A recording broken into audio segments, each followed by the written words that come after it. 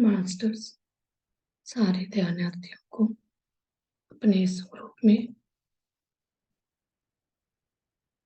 अपने इस global pyramid meditation group में जितने भी ध्यानार्थी हैं, उन सारे ध्यानार्थियों को मैं स्वागत करती हूँ, अभिनंदन करती हूँ। डेली अपने टाइम निकाल के ध्यान करने आते हैं। कुछ लोग यूट्यूब से करते हैं, कुछ लोग लाइव में आके जूम में करते हैं।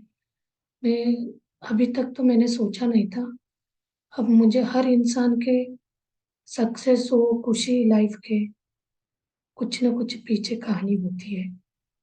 तो इसमें पत्री जी बोलते हैं अपना अनुभव शेयर करना बहुत जरूरी है।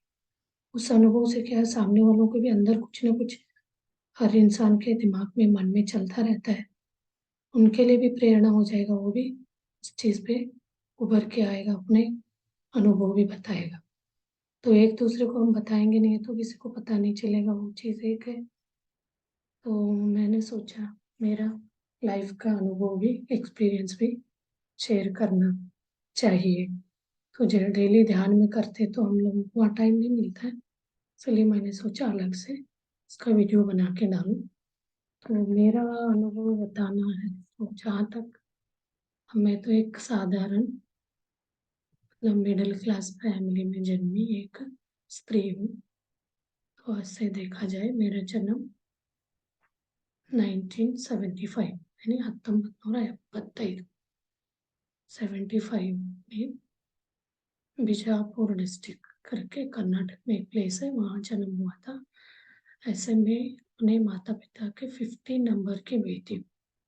तो मेरे माँ ने 18 बच्चों को जन्म दिया, उसमें मैं 15 नंबर का, मैं ऐसे इससे कैसे बोले। तो उस समय में जो, उस जमाने में जो जन्म कुंडली बनती थी, वो मैं जन्म कुंडली मेरे माँ ने मुझे दिया था, अभी तक मेरे पास रखा हुआ है वो। उसमें लिखा था 15वीं, क्या बोलते हैं, लड़की को जन्म दिया है। तो मैं 15 नंबर की बेटी थी, बेटी हूँ। और मेरा पूरा हरा भरा ज्वाइंट फैमिली में मेरा जन्म हुआ। बहुत खुशी से रहते थे, खेलना कूदना, टीवी नहीं था, कुछ नहीं था उस समय। ऐसे में 7 तक तो मेरा एजुकेशन गांव में हुआ है। बट सबसे मेरा, जैसे महात्मा गांधी हो गए, बड़े बड़े आध्यात्मिक पुरुष या महिलाएं जो थे, उनको कुछ ना कुछ इंस्पायर किया, मुझे भी इंस्पायर किया। कुछ ऐसे इंसिडेंट्स है, वो चीज़ मैं बहुत छोटे एज का, 6 साल 7 साल की होंगी, क्योंकि मुझे याद है 3rd स्टैंडर्ड में बेंगलोर गई थी 1 साल पढ़ने के लिए, उससे पहले की बात है। तब तो वो 2nd स्टैंडर्ड का होगा। तो उस समय के बाद मेरे दिमाग में ऐसे बैठा है। तो मेरे माँ जो थी ना, बहुत साध्वी थी। मतलब वो पूजा दिन में 2 बार पूजा करती थी। तो आध्यात्म का पहला सीढ़ी होता है भक्ति हो, पूजा उनके दिमाग में आ गया। मुझे पूजा का बहुत शौक था। तो मैं रोज स्कूल जाती थी, तो हमारे स्कूल के पीछे ही शिव मंदिर था, शिव जी का दर्शन करके ही जाती थी। ये बचपन से आदत हो गया था, 7th स्टैंडर्ड।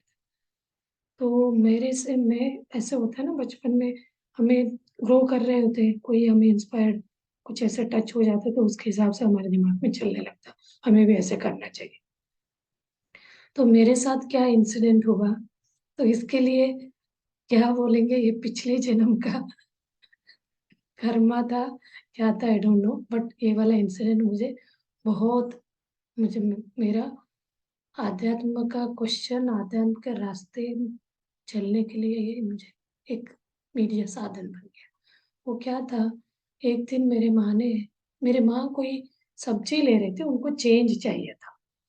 तो उन्होंने चेंज चाहिए करके चेंज ढूंढ रहे थे, एक तो ऐसे रुपए चाहिए था। तो मैंने माँ को हेल्प करने के लिए मैंने बोला मेरे पास है, मैं दे दूंगी करके, मैंने मेरे पास रखी थी, मैंने उनको दे दी, 1 रुपये का कॉइन दे दिया। तो वो कॉइन देख के मेरे माँ ने पूछा, इतने छोटे बच्चे के पास तो पैसे नहीं होता है। तो मेरे माँ ने पूछा कहाँ से आए पैसे, मैंने कुछ नहीं बताया। तो उन्होंने कॉइन देखा, तो इसमें तो ऐसा कुमकुम जैसे लगा है। तो फिर पूछने लगी कहाँ से आए। तो मैंने बताया उधर एक अपने फ्रेंड थे उनके घर, वो सॉरी गणेश जी की मूर्ति के सामने वो पैसे रखे थे। मैंने वहां से उठाई थी, तो मैंने बोल दिया उनको ऐसे मैंने वहां से उठाया। तो मेरे माँ ने बोली, अच्छा ऐसा उठाना नहीं चाहिए, गलती की आपने, गलत बात है। पहली सीख थी मेरे माँ से। इतनी छोटी उम्र में, मैं 6 साल की हो गई, ज्यादा इससे ज्यादा नहीं होगी, लेकिन अभी तक वो बात याद है मुझे। वो बोली, देखो आप, उन्होंने ऐसे मुझे, ये सीख है ये, माँ बाप को पहले बोलते हैं ना, माँ माँ बाप अपने पहले गुरु होते हैं। उन्होंने मुझे क्या बोला, आप अभी जाके ये पैसे उनको दे के आओगे, आप खुद जाके दे के आओ। तो मेरे मन में डर सा, मैं उनको घर जाके दूंगी तो उनको पता चलेगा, मुझे कितना गिल्ट फील, इतना भी सोच नहीं था, छोटे अब लगता है बाद में। तो मैंने बोला ठीक है, मैंने दे के आई। स्कूल में तो बोले थे चोर है चोर है, मुझे 2-3 बार ऐसे सुनने को भी मिला। बट ना, मेरे माँ ने मुझे ऐसे स्ट्रांग भी कर दिया था, इस बात से आपको जिंदगी में ऐसे कभी नहीं करोगे, आपके लिए सीख है। तब से मेरे दिमाग में बैठ गया, कोई भी गलत काम करते हैं तो वो किसी न किसी को पता चलता है, किसी को भी नहीं है तो मेरे माँ को पता। मेरे मन में यह आया, मेरी माँ को क्यों पैसे देने के लिए गई, मैं उससे बचने। मेरे अंदर के दो दिमाग होते हैं ना, एक बोल रहा था मैं उनको पैसे नहीं देती तो पता ही नहीं चलता। फिर दूसरा दिमाग बोला, अरे भैया नहीं देती तो ऐसे में उठा के लेके आया जाती आ करती। उसी में मेरा एक वो हो जाता। अच्छा हुआ उन्होंने पूछा, मैंने करा, जो भी हुआ अच्छा हुआ। एक मन ने बोला बहुत अच्छा हुआ। तो उसके बाद बोले, मेरी माँ उसको मुझे समझा के छोड़ देती, उनको देने के लिए क्यों बोली, एक मन बोला। तो फिर दूसरे मन ने बोला, ये भी एक सही है ना, जितना हम बेइज्जती फील करेंगे उतना हम उससे उसको सीखेंगे, उससे बाहर आएंगे। वो चीज़ में मुझे बहुत अच्छा लगा, वो बहुत अच्छा किया। उन्होंने बोला खुद जाके दे आओ। तो ये वाला मेरे जीवन का एक ऐसे ये था साधन, मीडिया जो भी कहेंगे। तो उसके बाद से मेरे दिमाग में ऐसे आया, मेरे अपने एक स्कूल में फर्स्ट स्टैंडर्ड से सेवेंथ के बीच एक सर थे, बहुत अच्छा, इतना कहानी सुना हर चीज के लिए। गांव में क्या होते थे, एक ही सर होते थे, मतलब सारे क्लास लेते थे आगे पीछे, स्टैंड फोर्थ हो फिफ्थ हो। उन सर से बहुत इंस्पायर थे, वो कहानी भी सुनाते थे, बहुत अच्छे अच्छे बातें को बताते थे। उस सर से भी मैं बहुत इंस्पायर हुई थी। तो मुझे ऐसे दिमाग, उन्होंने भी हमें एक छोटे से स्टोरी बताया था, कोई ऐसे उनका नाम नहीं याद आ रहा है। वो स्पिरिचुअल मास्टर थे, उनको उन्होंने अपने शिष्यों को बोला, एक केला लेके आप लोग केला खा के आएंगे, ऐसे जगह खा के आए कोई आपको देखे ना, चुपके से चुपके बैठ के खा के आए। तो वो सब बच्चे तो जिनको जितना ध्यान है सब इधर उधर गए, कोई दीवार के पीछे छुप गए, कोई नीचे छुप गए, कोई पेड़ के पीछे, ऐसे चुप चुप के सब खा के आ गए। उसमें एक नाम है काना कदासा कोई तो है वो। तो उन्होंने खाया नहीं, वो वापस आए। तो सब लोग बोले कहाँ हम ऐसे चुप चुप के खाए, किसी को पता नहीं चला। एक बच्चा जो खाया नहीं था, उसने बोला मैं, मुझे ऐसे जगह कहीं नहीं मिला तो मैं खा ही नहीं पाया। पूछे गुरु ने कैसे, ऐसे कैसे। तो कहीं पे भी मैं चुप नहीं जाऊँ तो वो तो भगवान तो देखता ही है। ये वाली बात तो मुझे इतना टच हुई। हाँ, कोई भी हम गलत काम करते, किसी के सामने नहीं भी बोलेंगे तो हमारे अंदर का जो चेतना, भगवान जो है आत्मा, वो तो जानती है। वो बात भी मुझे बहुत इंस्पायर की। ये दोनों बातों से मेरा बचपन गुजरी। ऐसे सेवन स्टैंडर्ड तक मैं गांव में पढ़ी बड़ी, फिर एट्थ से सिटी आ गई डिस्ट्रिक्ट प्लेस में। एट्थ नाइन्थ टेंथ तक वहाँ पढ़ाई। एट्थ तक बहुत इंटेलिजेंट थी ऐसे हमारे घर में।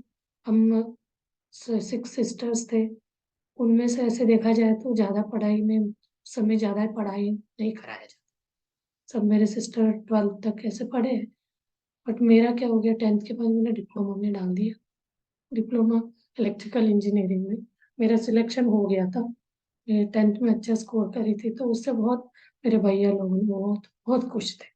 ऐसे हमें हमारे मम्मी ने पूरा सपोर्ट किया। हमारे पापा जी थोड़ा आध्यात्म इसमें चले गए, तो बच्चों को ज्यादा उन्होंने अपना प्यार नहीं दिखाया, सारे केयर, हमें पला ये केयर, केयर जो होता है ना, पेरेंटल जो दिखाने का, गार्डनिंग जो होते हैं, हमारे सारे हमारे भैया लोग ने किया। तो उसमें भी एक भैया बहुत समय अच्छा समझते थे, हमें पढ़ाने में सपोर्ट करना, सब चीज़ के लिए बहुत सपोर्ट करते थे। तो अच्छा है, आप बहुत इंटेलिजेंट हो, करो करके मुझे डिप्लोमा में डाल दिया। डिप्लोमा फर्स्ट ईयर में मुझे कुछ भी समझ में नहीं आता था, बिकॉज मेरा लैंग्वेज कन्नड़ मीडियम था। कन्नड़ में मैं बहुत पंडित थी, बट इंग्लिश में तो मुझे इंग्लिश ना आने के लिए भी गांव में पढ़ी थी। वहाँ एक टीचर आए थे, वो 3 साल, 5, 5, 6, 7 तीनों साल ABCD सिखाए थे, तो इस कारण मुझे इंग्लिश का ज़्यादा ध्यान ही नहीं था। मुझे लगता था इंग्लिश से कुछ नहीं होगा, मैं तो कन्नड़ में अच्छा है करके मेरे अंदर एक तरह का युगो मान लीजिए, कन्नड़ के लिए बहुत ज़्यादा अभिमान भी था। तो उसी को मैं आगे लेके चली। डिप्लोमे में गई तो मुझे कन्नड़ के इंग्लिश पूरा इंग्लिश मीडियम में बहुत दिक्कत हुई। फिर भी मैं एक चैलेंजिंग वे में लेके डिप्लोमा भी करके 1 साल तो फेल हो गई थी, तो उसको भी मैंने 3 इयर्स का डिप्लोमा 4 इयर्स में करके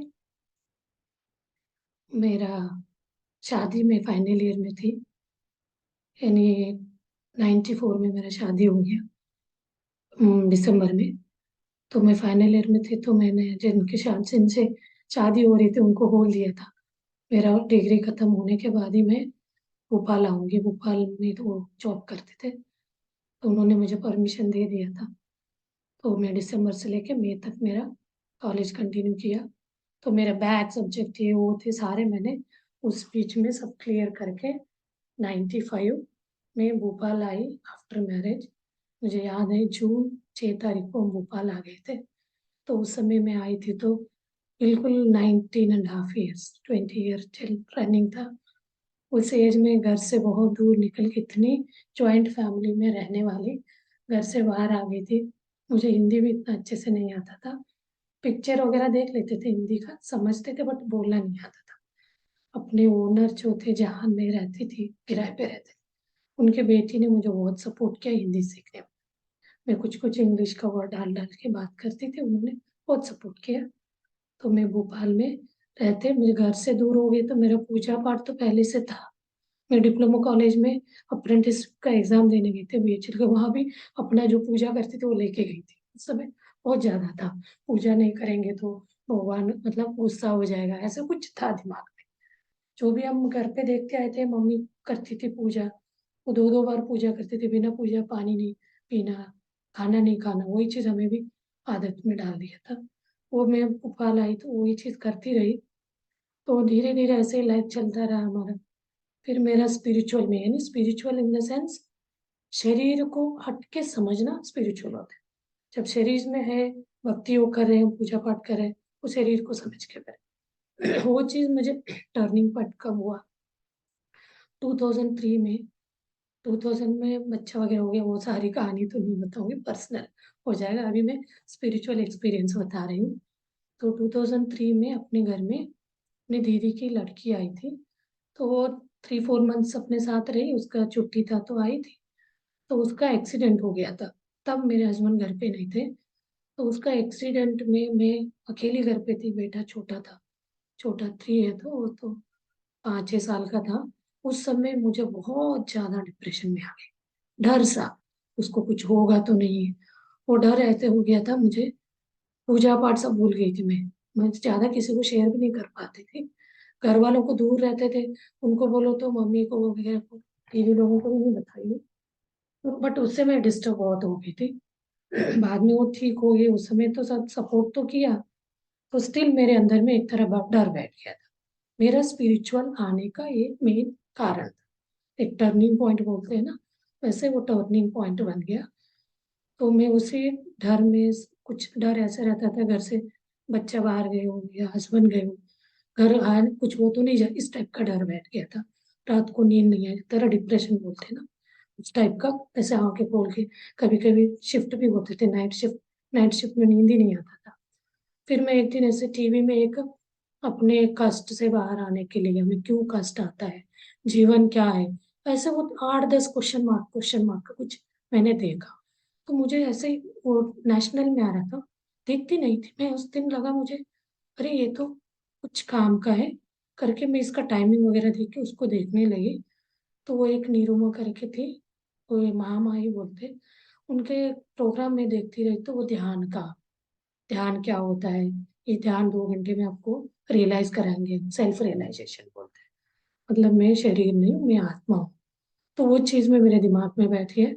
मेरे हस्बैंड तो बहुत सपोर्टिव थे, तो मैंने उनको रिक्वेस्ट किया। वो अहमदाबाद में था, मैंने बोला मुझे ऐसे कहीं चलना है, ऐसे छुट्टियों में जाते थे। मैंने रिक्वेस्ट किया, दिसंबर के टाइम था, 2004 के टाइम में।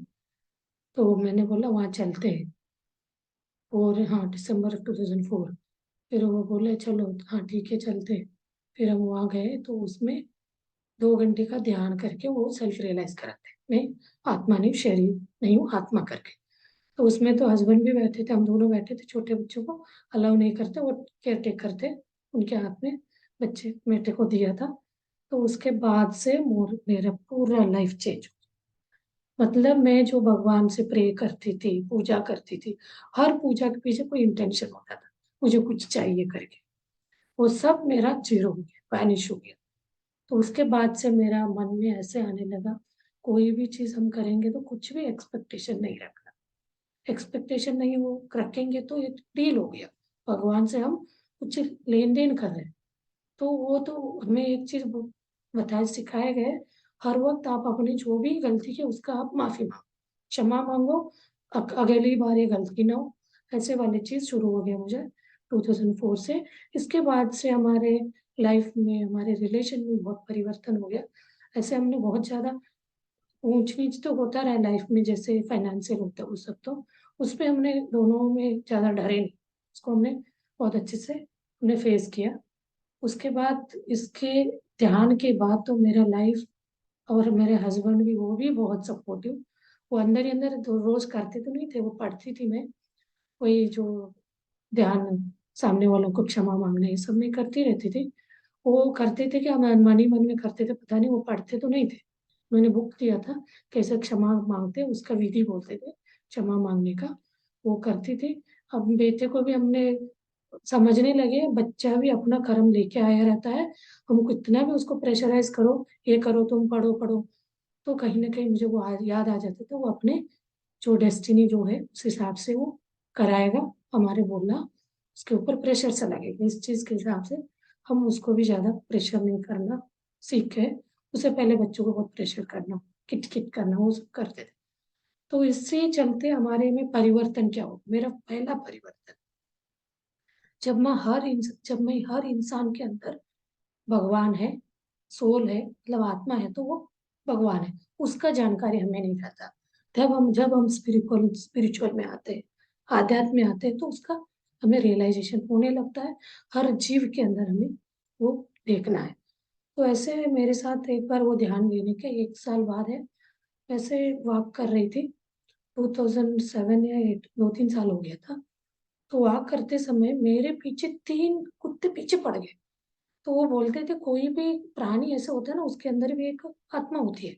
तो आप उस आत्मा से प्रे करेंगे ना, उनका जो भी वाइल्ड जो है गुण उससे बाहर आ, वो वाला टच हो जाएगा।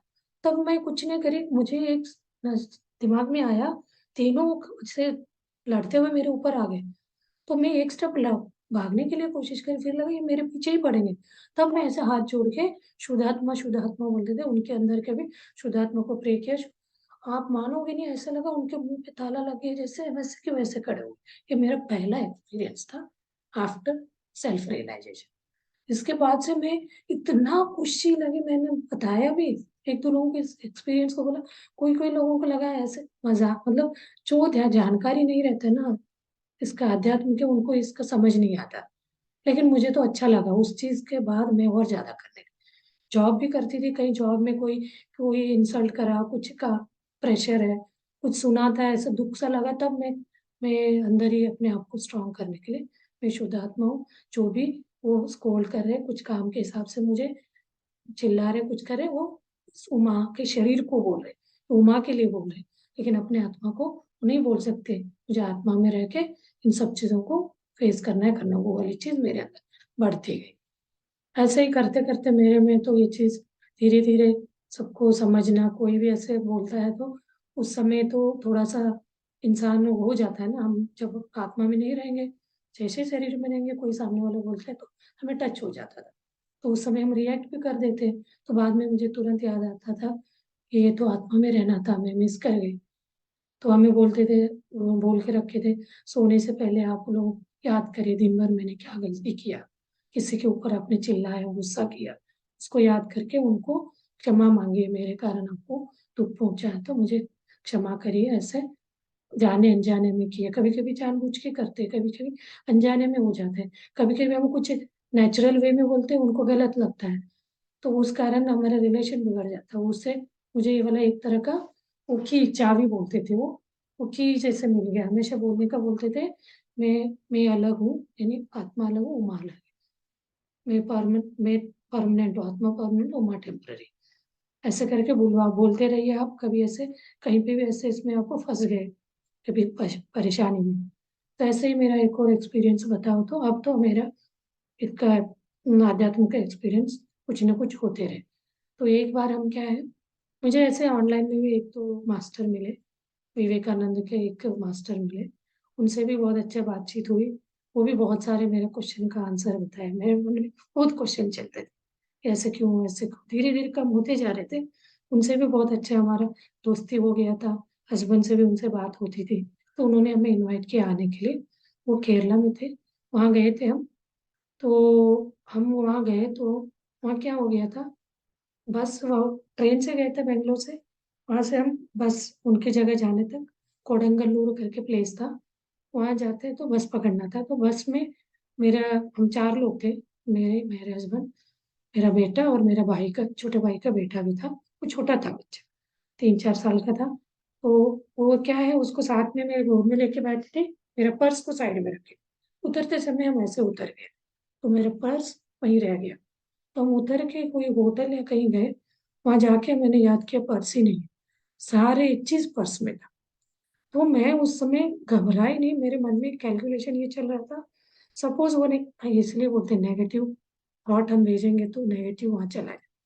तो मेरे मन में ये था, हम कोशिश करेंगे उसको ढूंढने का, वो मिले तो अच्छा, नहीं मिले तो क्या करना है। तो मैं बिल्कुल ऐसे बैठ के, वो तो हमें एक ऐसे साइलेंट इसमें बैठो करके, तो मेरे हस्बैंड बोले मैं जहाँ बस स्टैंड पे जाके देख के आता हूँ, दोनों बच्चों के लेके आप बैठ जाओ। तो मैं दोनों बच्चों को बिठा के मैं मन ही मन में कोई आत्मा मुझे इसका, कोई भी व्यक्ति इसको लिया तो उनसे प्रे करती रही, तो हमें ये मिल जाए। मुझे उस समय ध्यान का ही था, मेडिटेशन का नहीं था, यही था मन में उनकी तरफ हमें प्रे करना, तो हमें उस सपोर्ट ऐसे वाला मीडिया स्थितियां बन जाए, एविडेंसेस बन जाए, वो हमें मिल जाए, उस टाइप का प्रे करती रहे। तो आप मानोगे नहीं, मेरे हस्बैंड जितने दूर आए थे हम, बस स्टैंड जाके वो पर्स, वो कंडक्टर ने, उन्होंने देखा, बोले उनको लगा सारी चीजें हैं, तब बोले इनको बहुत परेशानी हो रही होगी, मैं आप ही को वेट कर रहा था आएंगे करके। तो ऐसे बोल जैसे हम बोलते हैं ना, भगवान है, कभी हम उनको बुलाने में टाइम हम किस वे में बुला रहे हैं, कभी हम क्या बोलते हैं नेगेटिव थॉट निकाल देते, तो वो भगवान वहां नहीं आएगा, वो जो कंडक्टर ही भगवान है, क्योंकि उन्होंने सोचा इनको परेशानी होगी करके उसको साइड में रखा। तो उस चीज के लिए मुझे ये ध्यान ही मुझे ये साथ दिया ना इसका, तो वो भी मुझे बहुत अच्छा लगा। ऐसी छोटे मोटे चीज तो नहीं बोल रही हूँ मैं, बड़े बड़े जहाँ हमें बहुत ज्यादा कष्ट में डाला उस स्थिति का एक्सपीरियंस बता रही हूँ। तो इससे भी हमें मुझे लगा ये ध्यान से इसका, इस कठिन परिस्थिति में बाहर निकालने में बहुत इजी हो गया, हम डिस्टर्ब नहीं हुए। कोई डिस्टर्ब हुए होते हैं ना कहीं नेगेटिव वाइब्रेशन जाता, तो मिलता नहीं, अब सफर हो जाते, तो ऐसे सफरिंग नहीं हुआ, तो उससे हम बाहर निकल आए। तो ऐसे ही हमारी लाइफ बहुत खुशी से, कोई भी प्रॉब्लम्स आते हैं तो हमें इतना टच नहीं होता था। और एक बार हुआ, एक और एक्सपीरियंस, एक बार हम बेंगलोर से आ रहे थे, हर बार कुछ उस समय तो ज़्यादा ये नहीं था, पेमेंट वगैरह मतलब फाइनेंशियली इतना स्ट्रांग नहीं थे, बहुत लो इसमें थे।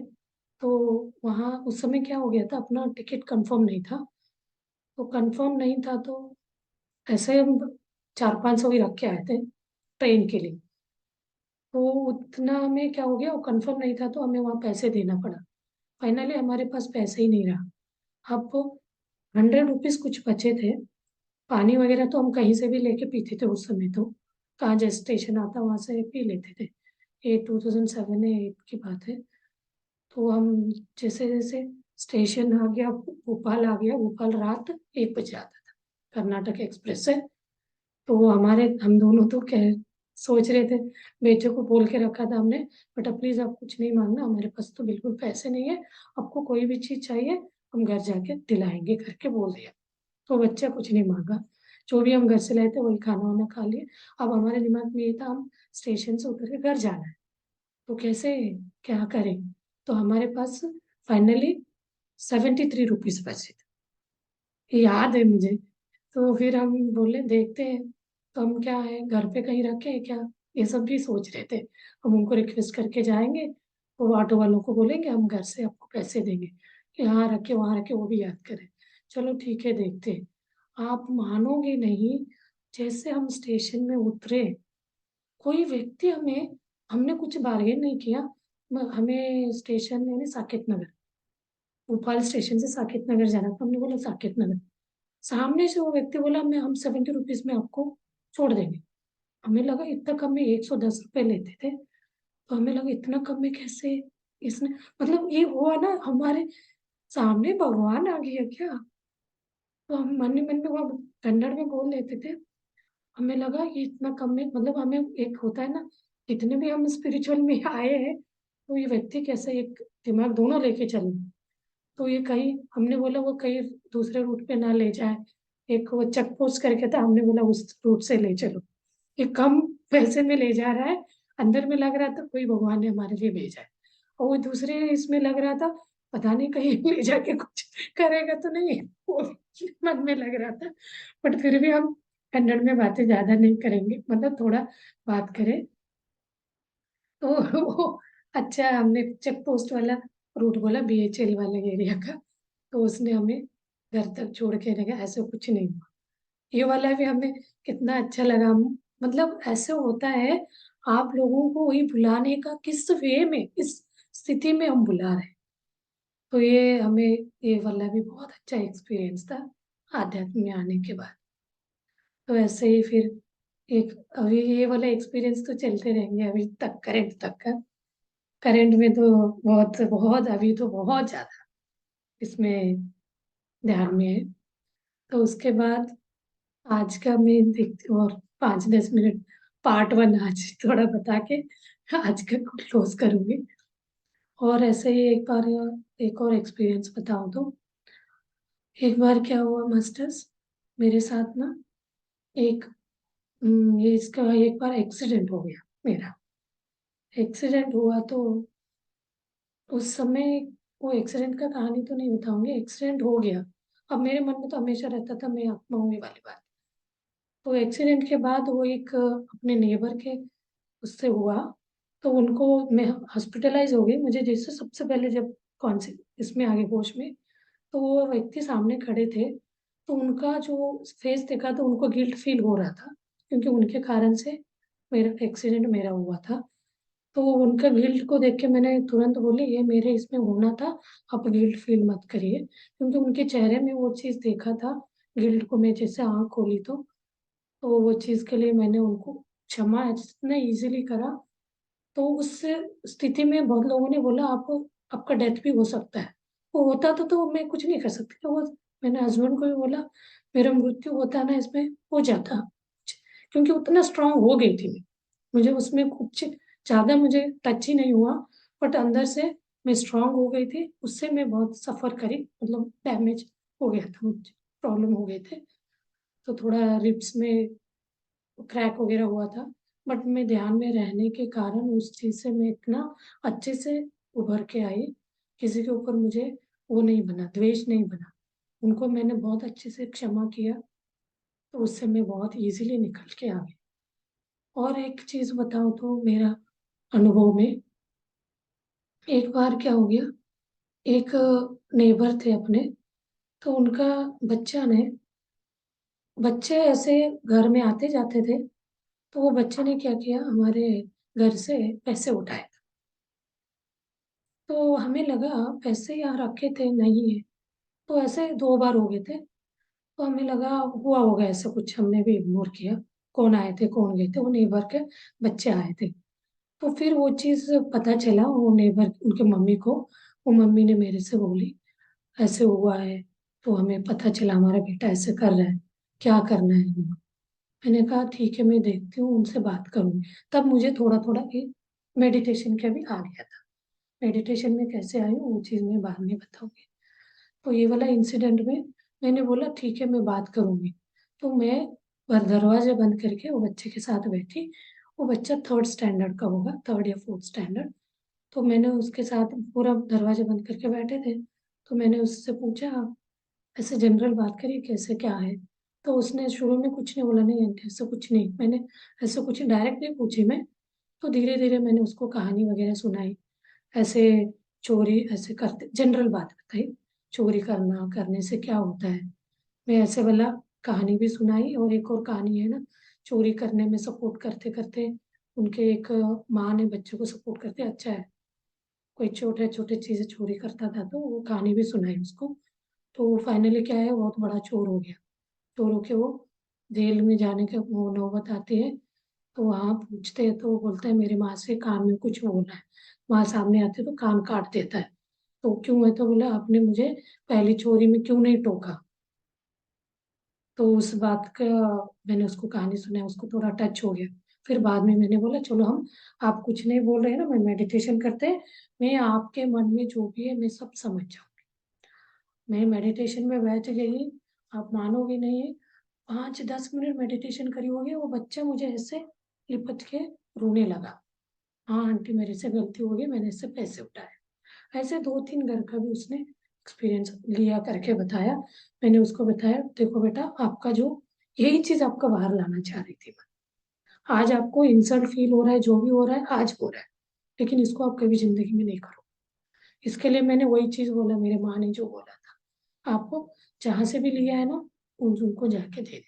भले ही आपको चोर बोले कुछ भी बोले, इससे आप जिंदगी में बहुत अच्छा आदमी बन जाओगे। तो वो चीज में मुझे ध्यान ने बहुत साथ दिया। मेरा एक्सपीरियंस उस समय मैं समझती नहीं थी अनुभवों को, कैसे बताना है इसको, कैसे ये करना है। तो मैं मेडिटेशन में कैसे आई उसका बहुत बड़ा कहानी है ऐसे। वो एक कहानी मेडिटेशन में कैसे आई कहानी बता के आज मैं अपने अनुभव को क्लोज करूंगी। मेडिटेशन में मुझे ना ऐसे तो मैं तो ध्यान में रहती थी, इन सब के बावजूद भी मुझे कुछ ऐसे डायग्नोज हुआ। क्या था, फाइब्रॉइड हुए थे मुझे यूटरस में।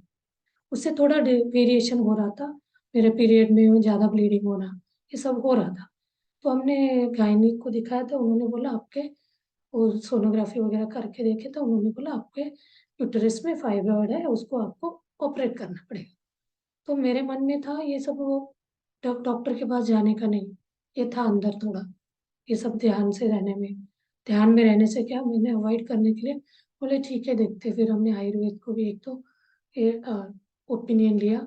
फिर मेरे दिमाग में आया मैं इतने दिन से स्पिरिचुअल का कर रही हूँ, तो मैं अपने बीमारी से जूझ नहीं पा रही हूँ, लड़ नहीं पा रही हूँ, फिर ये वाला स्पिरिचुअल का क्या मतलब है। ऐसे में तो कुछ कुछ मैंने सुना था, ध्यान करते समय कोई भी कुछ कितना भी बड़ा ट्यूमर है गठान है कुछ, उस पर हम ध्यान लगाएंगे तो वो वैनिश मतलब बर्न हो जाएगा, बर्स्ट हो जाएगा, ऐसे करके कहीं ऐसे अध्यात्म केस में कहीं सुना था। तो मैं क्या करने लगी, वीडियो सर्च करने लगी कुछ ध्यान के। तब वो एक मुझे ये स्पिरिचुअल रियलिटी करके है ना, वो इंग्लिश का मुझे मिला, हिंदी में तो नहीं पता था, तो इंग्लिश का मिला। तो उसका वीडियो देख के मैं अभी उतना जानकर, उतना लंबा 57 मिनट्स का कुछ है वो, मैं 20-30 मिनट देखा तो मुझे अच्छा लगा। उतना ही देख देख के ऐसे उस पर ध्यान लगाना है, वो हो जाएगा करके मैंने पैरेलली 10 मिनट, ज़्यादा टाइम नहीं करते थे तो ज़्यादा उसको मैंने अडॉप्ट नहीं किया, बट करा मेरे स्पिरिचुअल प्रैक्टिस के साथ। वो मेरा मेडिटेशन शुरू हुआ, ये हुआ 2010 के टाइम। 10 से ही मेरे मन में वो आ गया, थोड़ा थोड़ा मैं स्पिरिचुअल मतलब मेडिटेशन भी करने लगी। ये मेडिटेशन करते करते वो 1 साल मेरा, जो ये वाले को तो मुझे बोलना पड़ेगा, वो आयुर्वेदिक डॉक्टर ने भी सपोर्ट किया। वो एक दवा दिया मुझे पाउडर सा, पाउडर को पानी में मिला के, फिर बहुत कड़वा रहता था। मैंने 1 ईयर वो लिया और ये मेडिटेशन भी कर, तो मुझे 1 साल के बाद हर 3 मंथ्स में मैं सोनोग्राफी कराती थी, वो रिड्यूस हो रहा है क्या नहीं हो रहा है। तो उन्होंने भी बोला था रिड्यूस हो रहा था, मैं ये दवा देना कंटिन्यू करूँगा, नहीं तो फिर मैं भी फाइनली वही बोलूँगा आपको ऑपरेट कराओ। बट मेरा रिड्यूस होता गया, मैं पेशेंस रख के दवा भी लेती रही और ये मेडिटेशन भी करती रही। तब से मैं मेडिटेशन में आई, लेकिन ये जो ध्यान है पथरी जी का है करके मुझे नहीं पता। उसके बाद मैं ध्यान मेडिटेशन मुझे अच्छा लगने लगा तो मैंने ओम शांति वालों का ध्यान करती रही और रविशंकर जी का हमने क्लास अटेंड किया तो उनका भी ध्यान करती रही। ध्यान मेरे लाइफ में अडॉप्ट हो गया, करती रही। तो अभी मैं ने खत्म और थोड़ा आज ही बोल देती हूँ। ठीक है, फिर एक और वीडियो करेंगे तो आप लोगों को लगता है इतना लंबा वीडियो कौन सा है फिर क्या हो गया। ऐसे मेडिटेशन हर इनका करते करते एक तरह का प्रोग्रेस हो रहा था, मुझे लॉस किसी से नहीं हुआ, कोई भी व्यक्ति से मुझे मिसगाइड नहीं हुआ, क्योंकि वो सब अपने अपने अनुभव के हिसाब से हो रहे। इस बीच में एक और अपना स्टूडेंट से भी मैंने बहुत कुछ चीजें सीखा, कॉलेज में पढ़ा रही थी तो उसका मैं है बहुत लंबा हो जाएगा, नेक्स्ट क्लास में बताऊंगी। अभी ये मेरा पहला अपना अनुभव का फर्स्ट पार्ट है। ओके मास्टर्स, मैं इस चीज को अपलोड करूंगी, आप सुन लीजिए। Thank you. आपको भी कोई भी ऐसा अनुभव हुआ तो शेयर करिए, ये अनुभव से हर एक इंस्पायर होगा, अपना अपना हर एक के इंसान, हर एक की जिंदगी में कुछ ना कुछ अनुभव होते ही रहते हैं। तो इसके लिए मैं कैसे हमारे लाइफस्टाइल रखना है स्पिरिचुअल आध्यात्म में रहते हुए, उस चीज को मैं नेक्स्ट सेकंड पार्ट में बताऊंगी। Thank you masters, thank you very much मेरे अनुभव को सुनने के लिए। कहीं ना कहीं ये हर इंसान के लिए एक सा मतलब पार्ट लेसन हुआ हो सकता है करके मैं समझती हूँ। Thank you master, thank you very much. Okay my dear masters, my dear friends and my dear gods. ये गॉड्स वाली बात को तो मैं 2004 से ही समझती थी, बट मैं इसको संबोधन नहीं करती थी, लेकिन पृथ्वी सर का सुन सुन के मेरे मन में फ्रीली आने लग गया। Okay, okay masters, thank you very much.